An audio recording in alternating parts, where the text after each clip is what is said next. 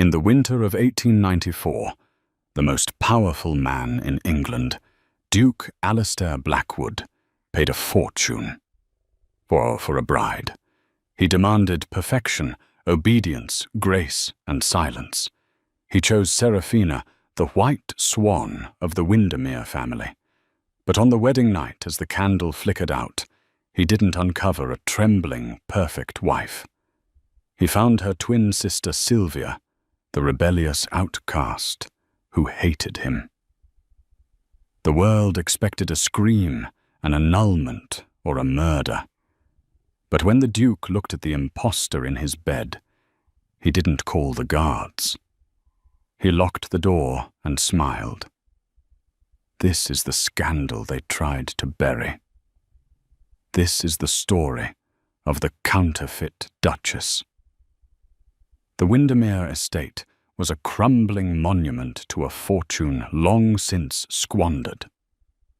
To the outside world, the Earl of Windermere, Lord Thomas Sterling, was still a man of consequence. But inside the draughty halls of Windermere Manor, the servants whispered about the mounting debts. The butcher hadn't been paid in 3 months, and the fine velvet drapes in the drawing room were moth-eaten at the hems. Lord Thomas had only one asset left, valuable enough to save them from total ruin: his eldest daughter, Lady Seraphina. Seraphina was perfection personified. With hair like spun gold and eyes the color of a summer sky, she was the diamond of the season. She played the harp, spoke fluent French, and never ever raised her voice. She was the commodity the Earl needed to sell. And then there was Sylvia, born 12 minutes after Seraphina.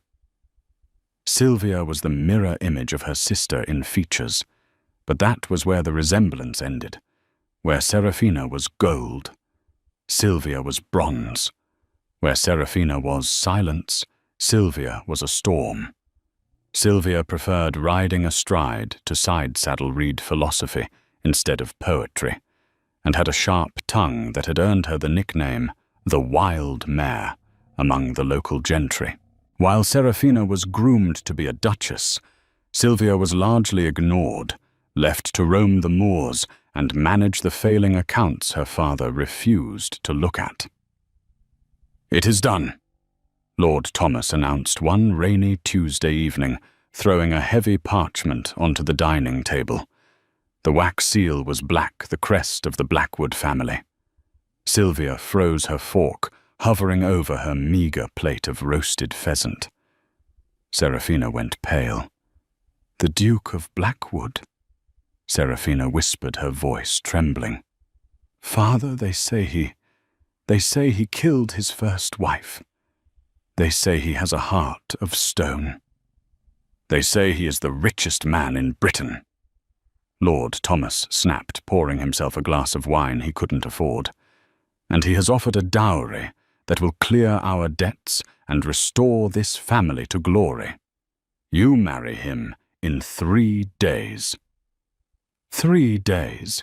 Sylvia interjected, her eyes narrowing. "That's barely enough time to stitch a dress, let alone prepare a life. Why the rush? Is he eager to acquire his new property? Or is he hiding something?" "Be silent, Sylvia," her father roared. "This does not concern you. You will merely stand in the back and try not to embarrass us. Seraphina will be the Duchess of Blackwood. And you? Well, perhaps with the Blackwood connection we can find a widower desperate enough to take you." Seraphina burst into tears and fled the room. Sylvia glared at her father, then grabbed the letter. Duke Alistair Blackwood. The name alone sent a chill through London society. He was 32, brutally handsome, and terrifyingly cold. He rarely attended balls, and when he did, he stood in the shadows watching the dancers like a wolf watching sheep. He needed an heir, and he needed a hostess for Blackwood Hall. He didn't want a wife. He wanted an ornament.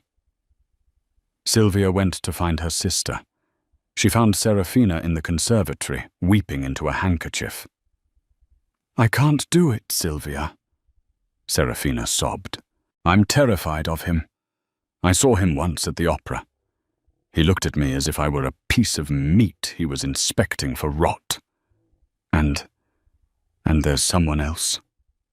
Sylvia's heart dropped. "Someone else, Serafina, please tell me you haven't been seeing that poet Arthur again." "We're in love," Serafina cried. "He's leaving for America tomorrow night. He wants me to go with him. We could be free, Sylvia. Free from father. Free from debts. Free from that monster Blackwood." "You can't," Sylvia said firmly, gripping her sister's shoulders. "If you run, father goes to debtor's prison. We lose the house. The tenants, old Mrs. Higgins, the stable master, they'll all be thrown out. You have a duty." Serafina wiped her eyes, her expression hardening in a way Sylvia had never seen before. "I have a duty to my soul, Sylvia. You're the strong one. You've always been the strong one. I'm just the pretty one."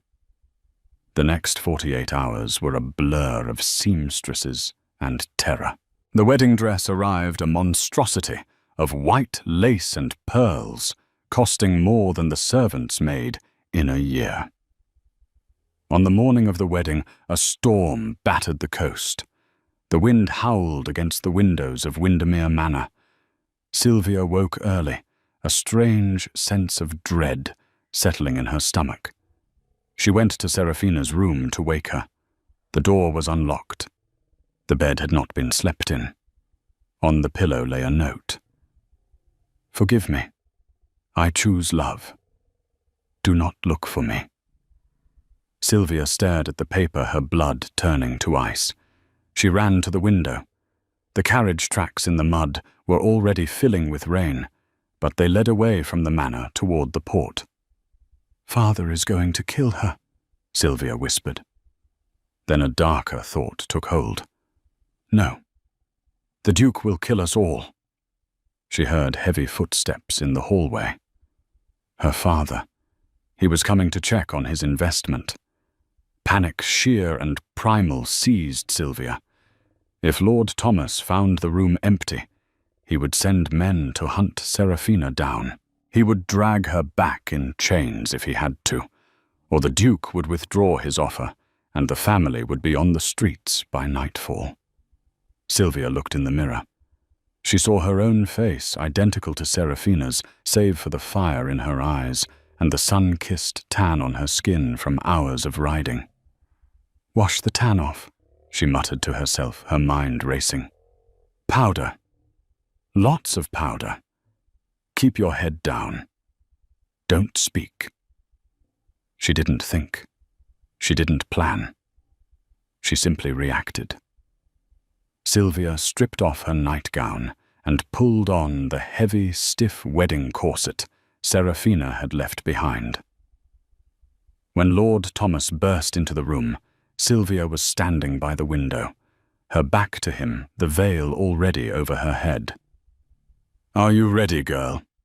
he barked. Sylvia turned slowly. She kept her head bowed, shrinking her posture to mimic Serafina's timid stance. "Yes, father," she whispered, pitching her voice an octave higher. Lord Thomas grunted, not bothering to look closely. "Good. The carriage is waiting. Don't keep the Duke waiting." Sylvia's heart hammered against her ribs like a trapped bird. She was walking to her own execution. She was going to marry the Devil of London, and he wouldn't know until it was too late. The journey to the cathedral was a funeral procession. The rain lashed against the carriage, drumming a rhythm of doom. Sylvia sat rigid, her hands clenched in her lap so tight her knuckles were white. Under the layers of silk and lace, she was sweating.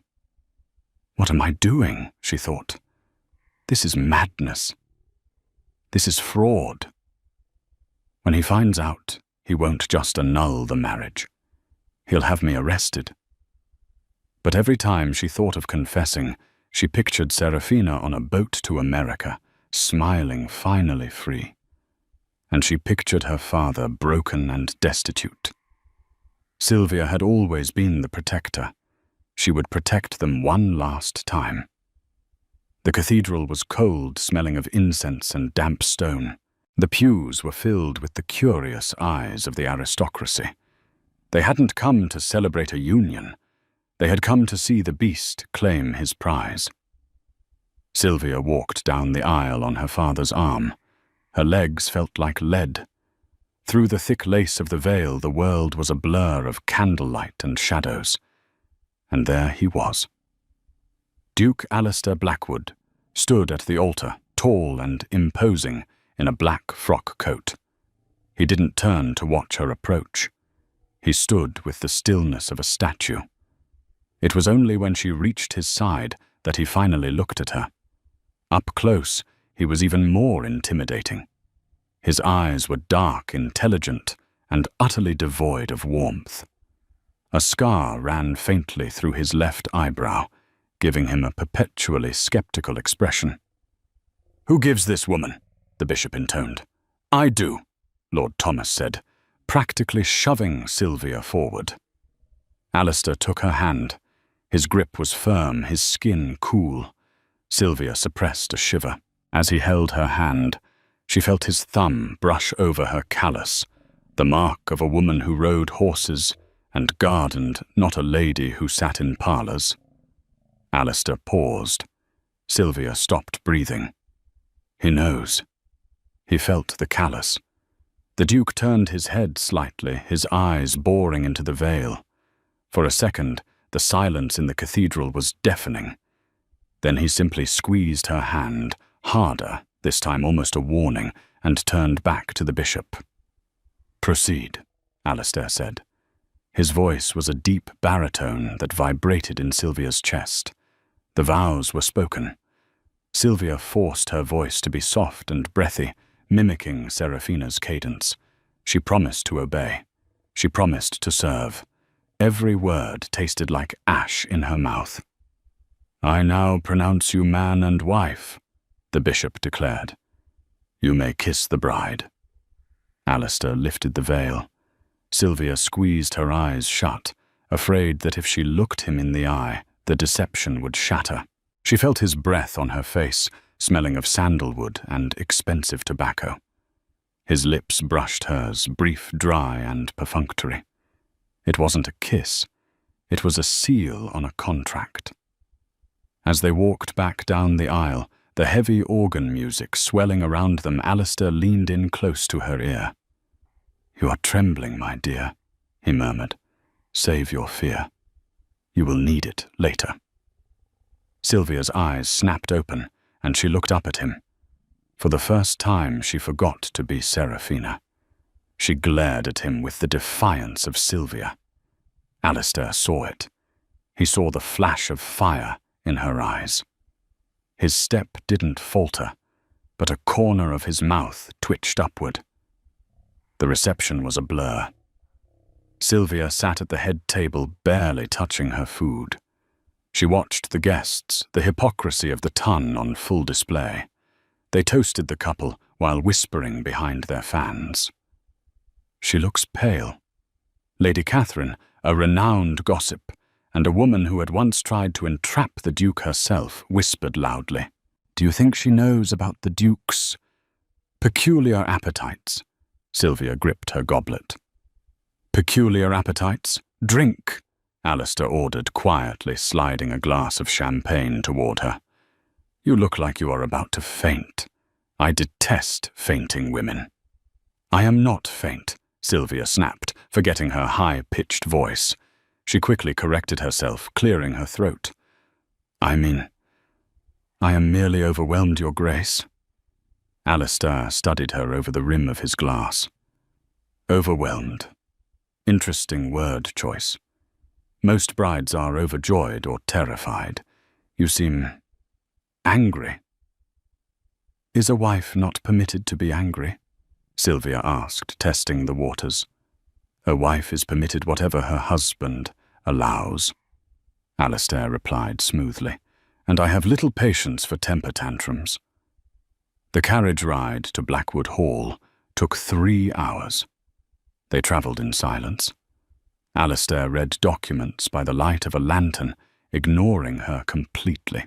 Sylvia watched the rain turn into snow as they climbed higher into the peaks where his estate lay. Blackwood Hall was a fortress of grey stone looming against the night sky. It looked less like a home and more like a prison. Servants lined the entrance hall. They bowed low, faces blank. "Take her grace to the master suite," Alistair commanded the housekeeper. "Mrs. Graves, a woman with a face like a sour lemon. Prepare her for the night." He didn't say wedding night, just the night. Sylvia was led up a winding staircase down a corridor lined with portraits of stern-faced ancestors who all seemed to be judging her. The master suite was enormous, dominated by a massive 4-poster bed draped in dark velvet. A fire roared in the grate, but the room felt cold. Mrs. Graves and 2 maids stripped Sylvia of her wedding dress. They scrubbed her skin until it was pink, brushed her hair until it crackled with static, and dressed her in a sheer nightgown that left nothing to the imagination. "His Grace will be with you shortly," Mrs. Graves said, extinguishing the main lamps and leaving only a single candle burning by the bedside. "Do not speak unless spoken to. Do not look him in the eye. And for heaven's sake, do not cry. The Duke hates the sound of weeping." The door clicked shut. Sylvia was alone. She paced the room, her bare feet sinking into the thick carpet. The adrenaline was fading, replaced by a cold, hard reality.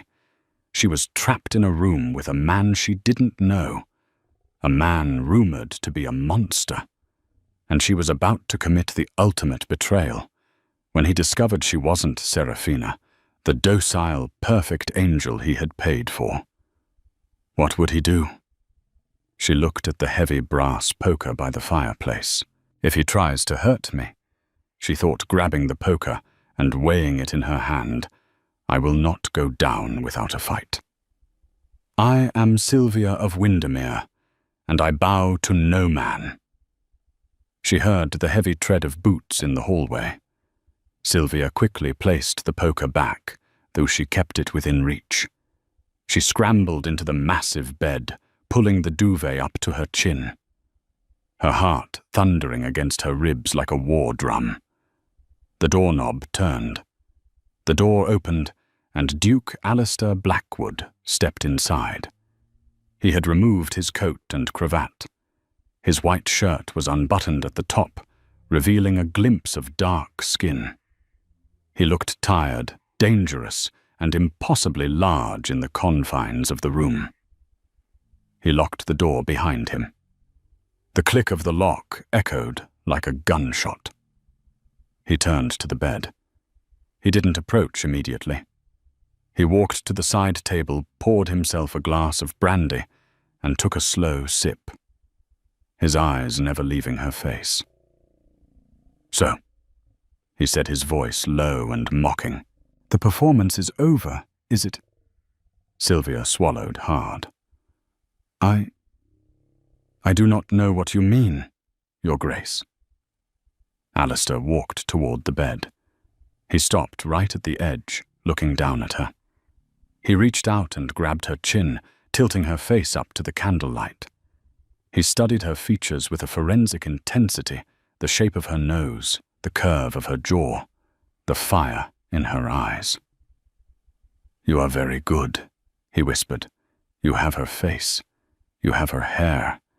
You even have her scent." He let go of her chin and stepped back, a cruel smile playing on his lips. "But you made one mistake." "And what is that?" Sylvia breathed her defiance leaking through her fear. "Serafina has a small mole on her left earlobe," Alistair said calmly. I noticed it when I inspected her at the opera. You do not."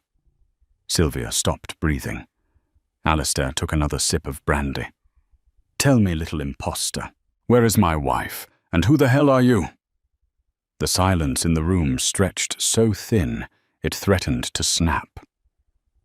Sylvia sat frozen against the headboard, the velvet duvet clutched to her chest as if it were a shield.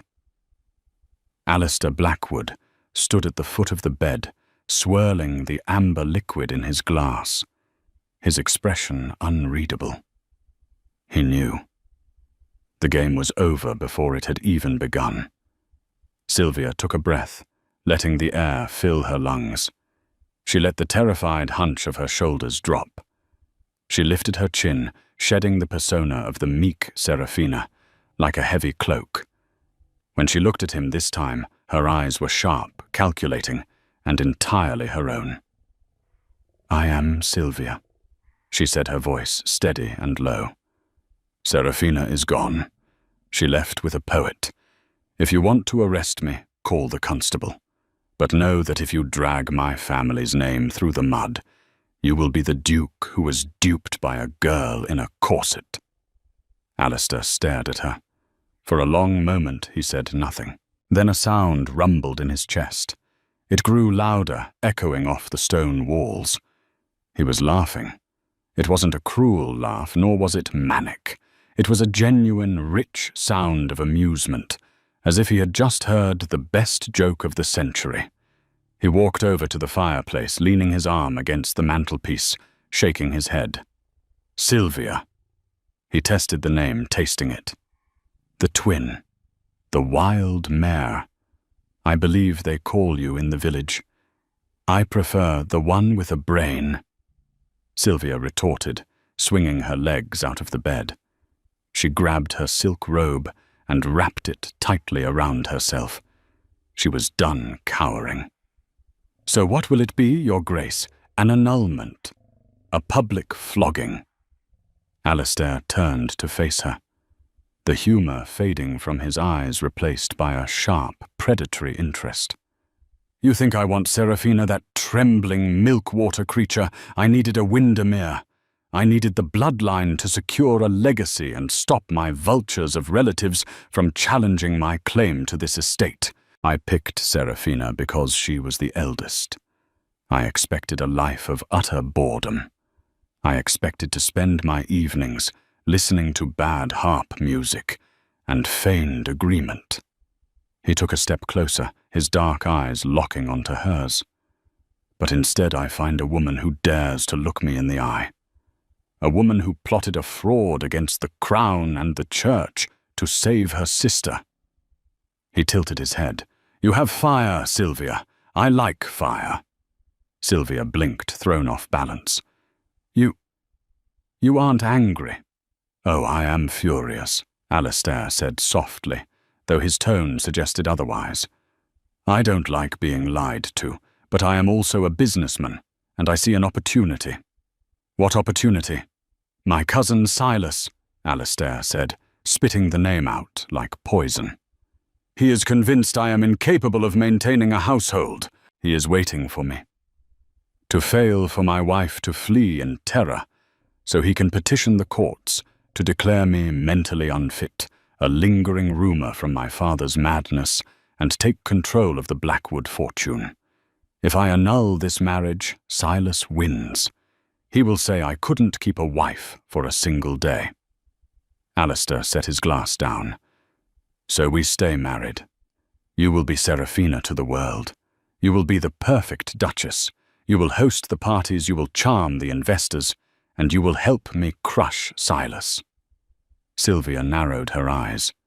"And in return," Alistair said, "I pay off your father's debts, all of them. I will even quietly fund your sister's new life in America so she doesn't starve when her poet realizes he can't eat rhymes. And you get to live in luxury. You get freedom.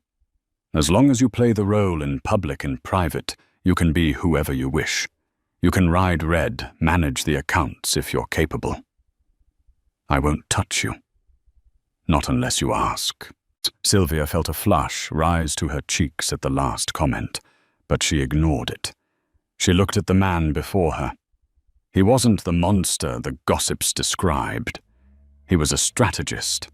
He was a man under siege. And strangely, the idea of fighting a common enemy with him sounded far more appealing than dying of boredom as a spinster in her father's rotting house. I want control of the household budget, Sylvia demanded. If I am to run this house, I will not beg for coins. Alistair raised an eyebrow. Done. And I want access to the library. No restrictions. The library is yours. And, Sylvia hesitated, I want your word that you will never hurt me. Alistair's face softened, the first true crack in his armor. He stepped closer, reaching out to tuck a loose strand of hair behind her ear. His fingers lingered on her jaw. I am many things, Sylvia, he whispered. Ruthless. Cold. Perhaps a little mad. But I do not hurt what is mine. And make no mistake as of tonight, you are mine. The air between them crackled with a sudden confusing electricity. Sylvia's breath hitched. Do we have a deal, Duchess? He asked. Sylvia straightened her spine. She extended her hand. We have a deal. Alistair took her hand and kissed the knuckles, his eyes never leaving hers. Then get some sleep. Tomorrow the wolves come to breakfast, and you will need all your strength to keep them from tearing you apart. He didn't sleep in the bed.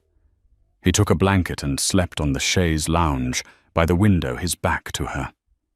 Sylvia lay in the massive bed, listening to the wind howl outside. She wasn't Serafina anymore. She wasn't just Sylvia either. She was a player in a dangerous game, and she had just allied herself with the most dangerous piece on the board. The morning sun hit the grey stones of Blackwood Hall with little warmth. Sylvia woke before the maids arrived, her internal clock set by years of managing a farm. She glanced at the chaise lounge. It was empty. The blanket was folded neatly. Alistair was gone. She rose and washed her face in the basin. She looked at herself in the mirror. Serafina, she whispered. Soft eyes, gentle smile, head down. When the maids arrived, bustling in with trays of tea and hot water, they found the new Duchess sitting by the window reading a prayer book. Good morning, Your Grace. The young maid, a girl named Bessie, curtsied. His Grace requested your presence at breakfast. He said, not to keep the guests waiting. Guests? Sylvia asked, keeping her voice light and airy. I thought we were to be alone. It's Lord Silas, ma'am, Bessie said, her voice dropping to a whisper. And Lady Augusta. They arrived late last night to welcome you. Sylvia's stomach tightened. The wolves. She allowed the maids to dress her in a gown of pale blue velvet, high-necked and modest. She requested her hair be done in simple braids. She needed to look innocent, fragile, the perfect victim for whatever Silas had planned. When she descended the grand staircase, the house felt oppressive. The portraits seemed to sneer. The dining room was at the end of the long hall. She could hear voices, one deep and calm, the other shrill and demanding. Sylvia paused at the door, took a deep breath, and walked in. The dining room was vast, with a table long enough to seat 30. At one end sat Alistair reading a newspaper. To his right sat a woman who looked like a bird of prey, Lady Augusta. She wore black lace and an expression of permanent disapproval. Opposite her was a man who could only be Silas. He was younger than Alistair, handsome, in a slick, oily way, with a smile that didn't reach his eyes. Ah, the blushing bride emerges, Silas announced, standing up and spreading his arms. We feared Alistair had locked you in the tower already. Alistair didn't look up from his paper. Sit down, Silas. You're exhausting. Sylvia curtsied deeply. My apologies for the delay. I am not used to such a large house. I fear I lost my way. Charming. Lady Augusta sniffed, eyeing Sylvia's dress, though that shade of blue is hardly in fashion this season. A bit provincial, isn't it? I find it brings out her eyes, Alistair said, finally lowering the paper. He looked at Sylvia. There was a secret glint in his gaze. Come, my dear. Sit by me. Sylvia took the seat beside him. A footman poured coffee. So, Silas said, leaning forward, his eyes dissecting her. Tell us, cousin-in-law, how do you find Blackwood Hall? A bit gloomy compared to the south, I imagine. Or is it just the company? It is magnificent, Sylvia said softly. And the Duke has been most welcoming. Welcoming? Silas laughed. Alistair, the man who threw his last valet out of a window. He was stealing silver, Alistair said calmly, buttering his toast. And it was the ground floor. Details? Silas waved a hand. I'm just warning you, my dear. This family has a history. The Blackwood madness. It skips a generation, they say. But Alistair, well, he has his moods. Sylvia saw Alistair's hand tighten on his knife. This was the bait. Silas was trying to provoke him to make him snap in front of his new wife. Sylvia placed her hand gently over Alistair's fist. The contact startled him. His muscles relaxed instantly under her touch.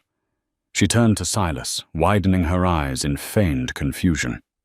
Madness! Oh Lord, Silas, surely you jest.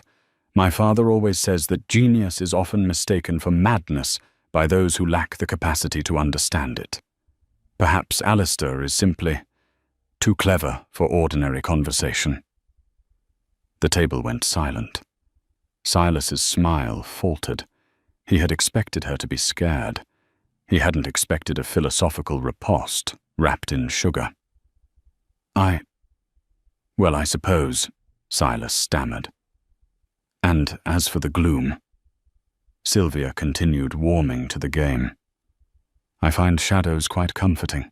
They hide the dust, though I noticed the accounts ledgers in the library were covered in quite a bit of dust. I do hope the estate's finances aren't as neglected as the housekeeping. Lady Augusta dropped her fork. You have been in the library and looking at the ledgers. I was looking for a book of sonnets, Sylvia lied smoothly, but I stumbled upon the tenant records. It seems the yield from the north pasture is down 40% this year. A pity. Bad drainage, I suspect. Alistair choked on his coffee. He coughed to cover a laugh. Silas narrowed his eyes. You know about drainage, do you? A hobby? Sylvia smiled. My father enjoys agricultural theory. She felt Alistair's knee press against hers under the table. It was a gesture of solidarity. Good girl, the pressure seemed to say. Well, Silas said, his voice cold now. It seems we have a scholar in our midst. How tedious. I preferred your predecessor, Alistair. The first wife. She knew her place. The temperature in the room dropped 10 degrees. Alistair slowly placed his cup down. Do not speak of Eleanor. Why not? Silas sneered. She died in this house, in that very room upstairs. Some say she fell. Some say she was pushed. Sylvia felt Alistair vibrate with rage. This was the wound. This was the accusation that haunted him. Before Alistair could react, Sylvia spoke up. Her voice trembling slightly, a perfect performance of distress. "Oh, how tragic," she cried, bringing a hand to her chest. "To lose a wife so young. It must be why Alistair is so protective, why he insists on checking the locks himself, why he is so careful." She turned to Silas, her eyes hardening just enough for him to see. "It is a sign of deep love, is it not, Silas? To grieve so profoundly. Unless you suggest that grief is a sign of weakness, in which case I pity your future wife." Silas stared at her. She had twisted his insinuation into a compliment of Alistair's character. "I have business in town," Silas muttered, standing up abruptly. "Come, mother." Lady Augusta glared at Sylvia. "You may have fooled my nephew with your pretty face, girl, but I see you. You are not as simple as you pretend." "Thank you, Lady Augusta." Sylvia beamed. "I shall take that as the highest compliment." As the door slammed shut behind them, Alistair exhaled a long breath. He turned to Sylvia, a look of genuine wonder on his face. "You," he said, "are dangerous." "I told you," Sylvia replied, buttering a scone. "I prefer the one with a brain. Now about that drainage in the north pasture. I wasn't lying. I saw the maps in the hall. You're losing money because the irrigation is blocked. If you let me hire a crew, I can fix it by spring." Alistair watched her. For years he had been alone in this house, fighting off the vultures surrounded by ghosts. He had expected a wife who would be a burden. Instead, sitting across from him, eating a scone with unladylike gusto, was a partner. "Do it," Alistair said. "Fix the pasture. Fix the house. Fix whatever you like." "And Silas?" Sylvia asked. "Silas will be back," Alistair said darkly. "And next time, he won't use words. He'll use something much sharper." Sylvia paused the knife in her hand, reflecting the morning light. "Then we had better be ready." The alliance was forged. But outside the window, in the shadow of the garden, a figure watched them. It was the stable master, a man loyal only to Silas. He watched the new Duchess, noting her confidence, noting the way she looked at the land. He took a notepad from his pocket and scribbled a note. "She is not Serafina. Serafina does not know oats from barley. Investigate the Windermere twins. The secret was already leaking, and the drama was just beginning." Winter descended upon the Blackwood estate with a vengeance. The moors were buried under 3 feet of snow, turning the world into a stark landscape of black rock and white powder. It had been 3 months since the wedding. In that time, the Duchess Serafina had become a legend in the county. The servants whispered not of her beauty, but of her steel. She had reorganized the kitchens, fired the corrupt steward, who had been skimming from the grain supplies, and most shockingly, had been seen in the library late at night, arguing over architectural blueprints with the Duke. They were a formidable team. In public, Alistair was the brooding, terrifying lord, and Sylvia was the graceful, softening influence. In private, they were partners in a war against bankruptcy and sabotage, but they were not yet lovers. There was a line drawn down the center of the master suite. Alistair slept on the chaise. Sylvia slept in the bed. They shared brandy by the fire. They shared secrets about the estate, but they never touched. The tension between them was a taut wire, humming with unspoken desire, but neither dared to cut it. Sylvia feared that if she gave him her body, she would lose the equal footing she had fought so hard to establish. Alistair feared that if he touched her, he would discover that he was indeed the monster the world claimed him to be.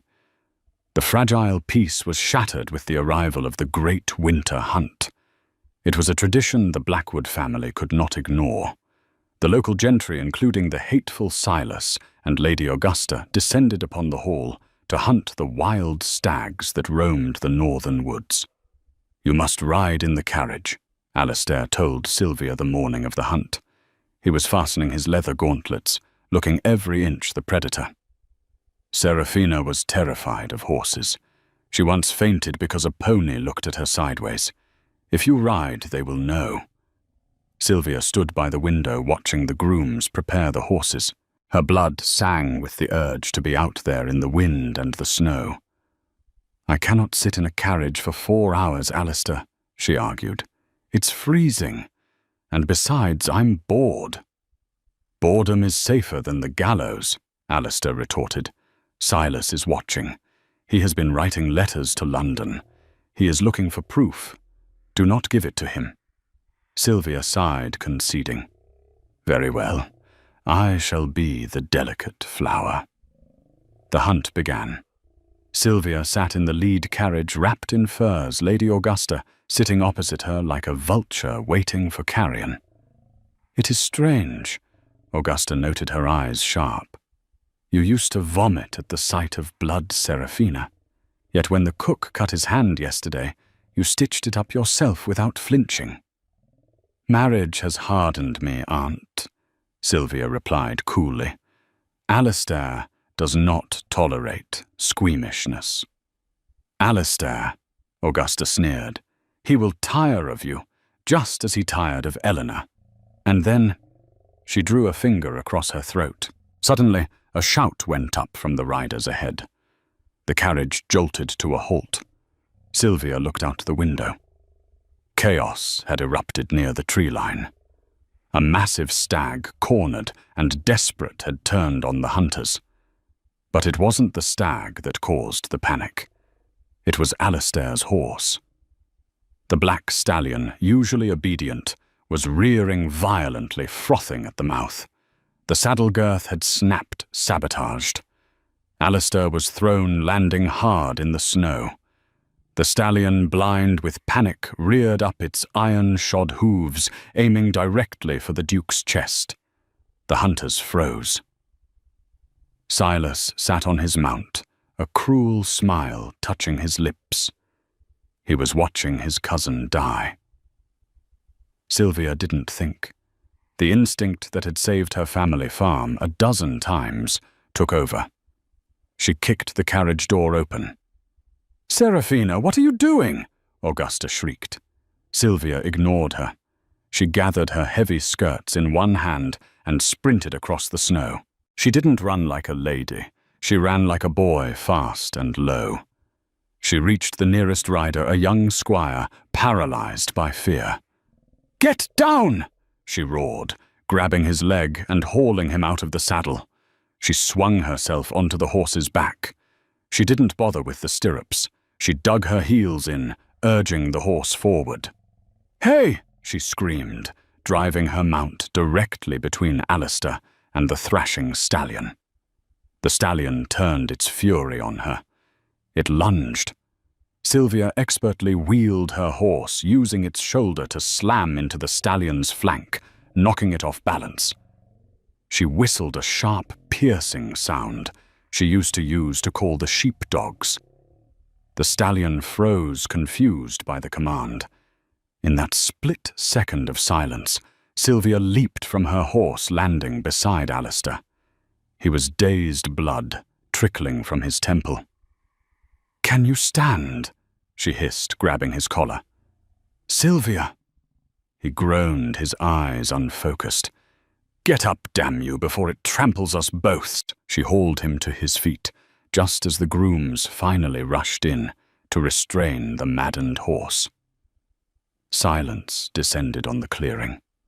Sylvia stood, panting, her hair wild, her dress soaked in snow and mud. She was supporting the weight of the Duke, and every single member of the local aristocracy was staring at her. Silas rode forward, slow and deliberate. He looked at the cut girth on Alistair's saddle, then he looked at Sylvia. My. Silas drawled, his voice carrying over the wind. "I must say, cousin, I never knew the White Swan could ride like a Comanche warrior." And that whistle, very rustic. The trap had snapped shut. Seraphina Windermere could barely trot. This woman rode like a master. Alistair shook his head, clearing the fog. He saw the look on Silas's face. He realized instantly what had happened. He pulled away from Sylvia, standing on his own, swaying slightly. "My wife," Alistair boomed, his voice terrifyingly loud, "is full of surprises." "Surprises?" Silas laughed. "This is a miracle, or a lie. Tell me, Seraphina, where did you learn to check a stallion with your shoulder? Finishing school?" Sylvia's mouth went dry. She had no answer. "She learned it from me," Alistair lied. "You—" Silas scoffed. "You've been married 3 months." "And in those 3 months?" Alistair stepped forward, shielding Sylvia with his body. "I have taught her to be strong. I have taught her to survive. Because in this family, Silas, if you are weak, you are dead." Alistair walked up to Silas's horse and grabbed the bridle. "And looking at my cut saddle girth, I'd say the need for survival is greater than ever. If I find the man who touched my tack, I will hang him from the gates." Silas paled. The threat was real. "Get the Duchess a fresh horse," Alistair commanded the grooms. "She will ride back with me. The hunt is over." He lifted Sylvia onto his own spare mount. As he adjusted her stirrup, his hand brushed her calf. "You foolish, wonderful girl," he whispered, so only she could hear. "You just saved my life, and damned yourself." "I regret nothing," Sylvia whispered back.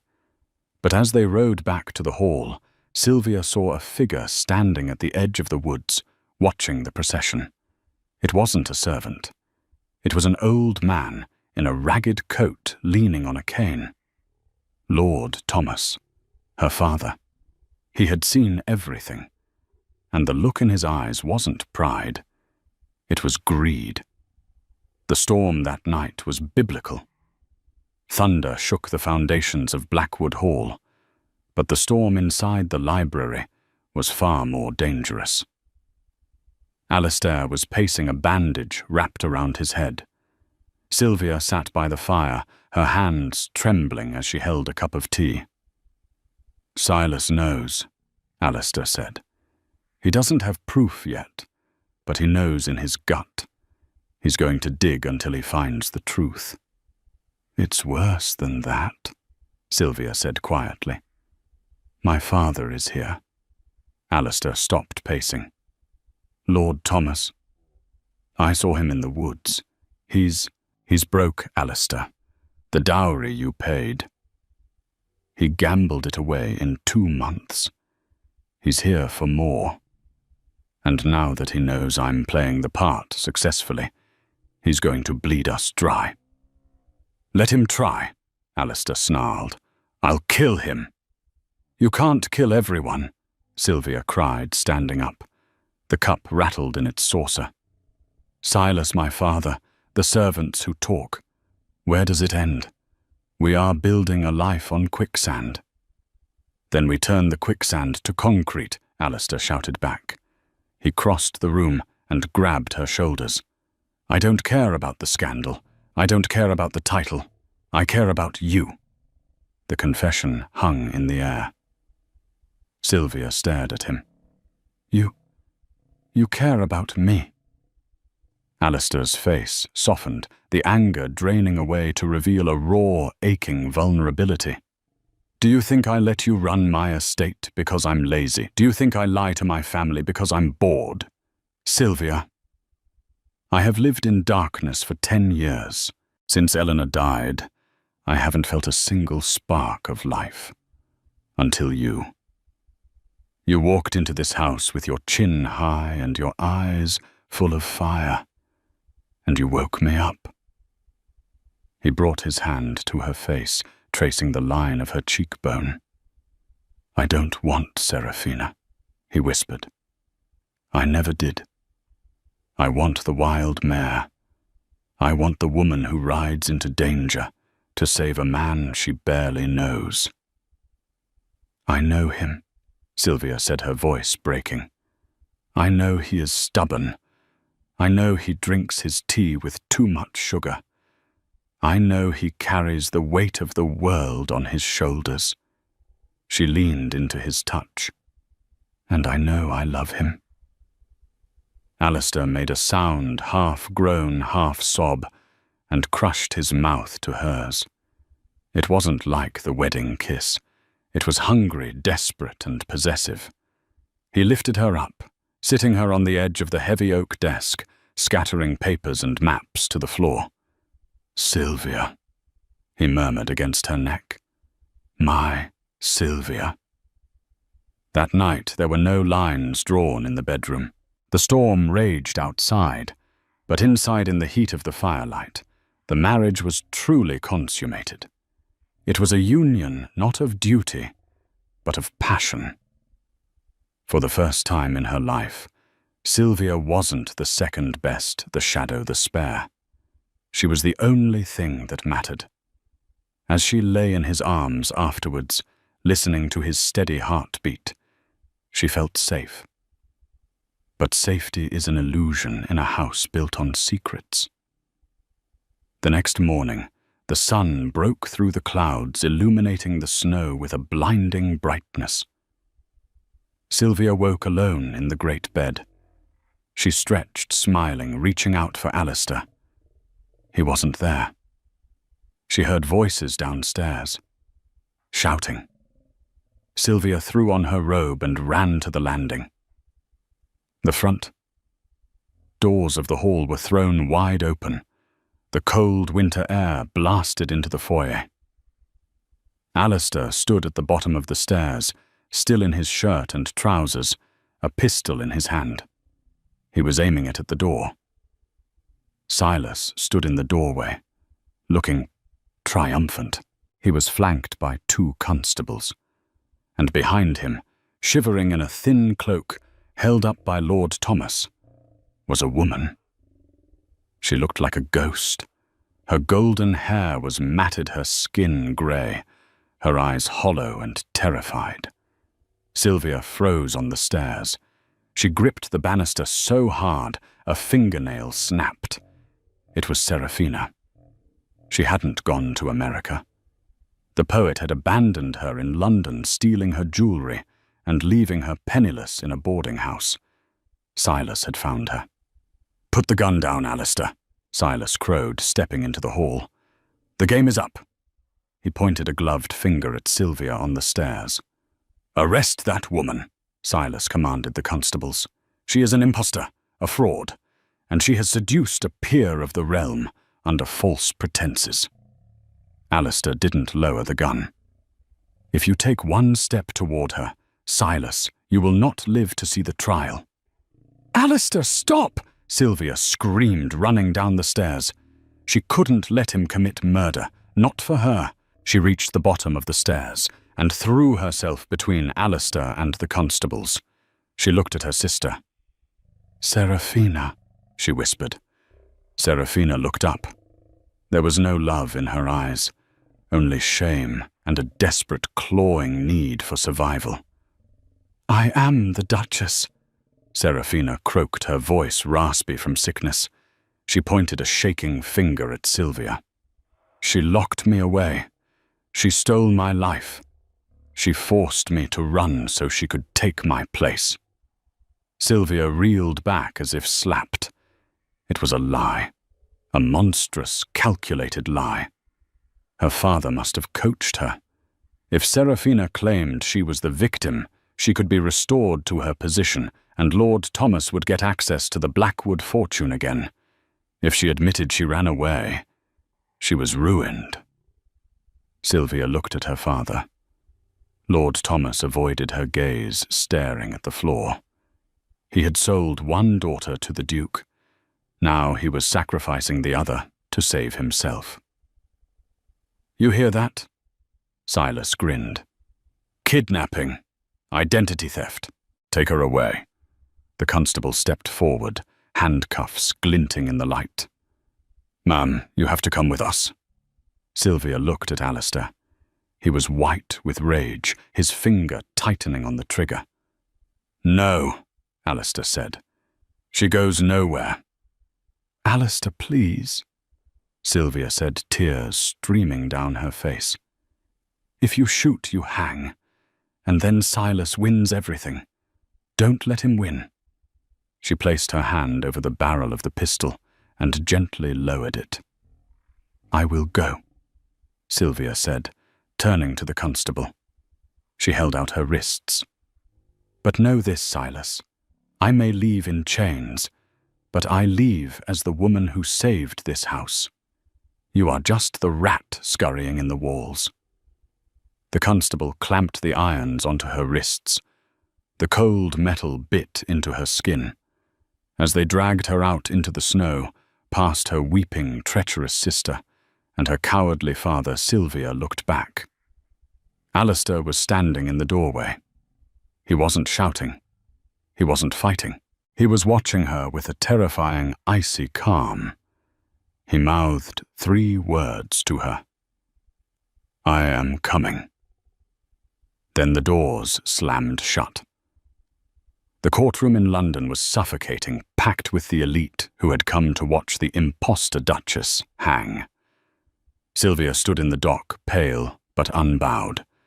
Serafina sat in the witness box, sobbing into a lace handkerchief, spinning a tale of how Sylvia had drugged her and locked her in a cellar. Lord Thomas nodded solemnly beside her. Silas looked like a cat with a bowl of cream. "The evidence is damning," the judge declared, lifting his gavel. "Sylvia of Windermere, I find you." Bang! The courtroom doors didn't just open, they were kicked in. Duke Alistair Blackwood strode down the centre aisle. He looked like a god of vengeance. In his hand he held a crumpled piece of paper. "You have heard the lies," Alistair's voice boomed. "Now read the truth." He slammed the paper onto the judge's bench. "The note Serafina wrote the night she ran away with her poet. I choose love. Do not look for me." Serafina gasped, her face draining of colour. I never—" And Alistair turned to Lord Thomas. "You claim your daughter was stolen. Interesting, considering you accepted my second payment of £10,000 yesterday to testify against her. I have the bank receipt." The crowd erupted. Lord Thomas shrank into his seat. Silas tried to slip away, but the constables blocked the exit. "Case dismissed," the judge roared, disgusted. Alistair didn't wait for the formalities. He marched to the dock, took the keys from a trembling bailiff, and unlocked Sylvia's cuffs. She fell into his arms, burying her face in his coat. "I told you I was coming," he whispered into her hair. They didn't stay to see Serafina and Lord Thomas dragged away for perjury, nor to see Silas arrested for conspiracy. They walked out into the winter sun hand in hand.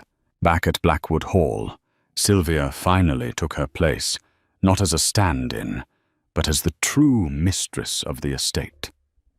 They say the Duke never looked at another woman again, and that the wild mare and the wolf ruled the north with a love that became legend. And that is the story of how a counterfeit bride stole the heart of the most dangerous man in England. It turns out the wrong twin was the right one all along. Alistair didn't need a perfect statue. He needed a partner with fire in her soul. What do you think? Would you have forgiven Serafina? Or did she get exactly what she deserved? And what about Alistair? Was he a hero, or just a man lucky enough to find Sylvia? Let me know your thoughts in the comments below. If you enjoyed this tale of romance, revenge, and justice, please hit that like button. It really helps the channel. And don't forget to subscribe and ring the bell so you never miss a new story. We have plenty more scandals and secrets from history coming up next. Thanks for watching.